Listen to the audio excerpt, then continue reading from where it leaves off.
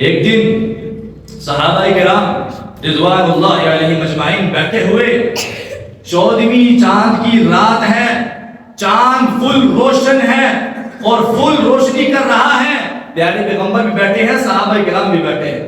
صحابہ کرام نے اس چاند کو دیکھا، پیارے پیغمبر نے بھی اس چاند کو دیکھا، کہا میرے صحابہ تم سارے کے سارے چاند کو آسانی سے دیکھ سکتے ہو؟ کہا اللہ کے نبی دیکھ سکتے ہیں۔ کہا کوئی پریشانی تو نہیں ہو رہی؟ کہا نہیں ہو رہی۔ کہا ایک دوسرے کے ساتھ تم آپس میں مل جل کے دیکھ سکتے ہو؟ کہا دیکھ سکتے ہیں۔ کوئی دقت تو نہیں ہے؟ کہا نہیں ہے۔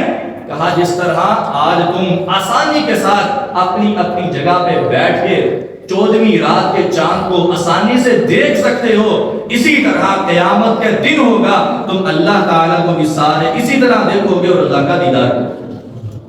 اللہ اکبر۔ فوری صحابہ کرام نے پوچھا اللہ کے نبی علیہ السلام اللہ کا دیدار نصیب ہوگا؟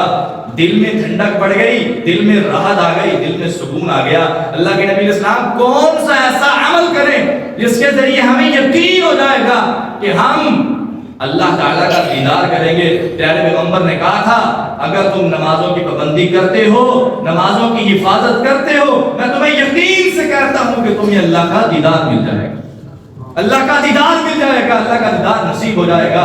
آج ہم نمازوں میں غفلت کرنا چھوڑ دیں، نمازوں میں سستی کرنا چھوڑ دیں۔ اگر ہم نمازوں کی پابندی کریں گے، نمازوں کی اہمیت کو اپنے دل میں رکھیں گے، نمازوں کی پابندی کریں گے، نمازوں کی فضیلت اور اہمیت کو جان کر کسی بھی نماز میں سستی نہیں کریں گے، میں یقین سے کہتا ہوں، حدیث رسول کے مطابق کہتا ہوں کہ ہمیں ضرور اللہ کا دیدار نصیب ہو جائے گا۔ دعا کرتے ہیں یا اللہ ہم سب کو اپنا دیدار نصیب فرما، یا رب ہم سب کو اپنا دیدار نصیب فرما۔ یہ آنکھیں، یہ دل، یہ جسم اللہ کے دیدار کے لیے مشتاق ہے، اللہ کے دیدار کے لیے ہر وقت تیار ہے۔ اس کے لیے کوشش یہ کرنی پڑے گی کہ ہم نماز کی پابندی کریں، نماز کی اہمیت کو اپنے ذہن میں رکھیں، نماز کے وقت کی طرف توجہ کریں اور نماز میں سستی نہ کریں، صرف اپنے رب کے لیے نماز پڑھیں، اللہ کا دیدار نصیب ہو جائے گا۔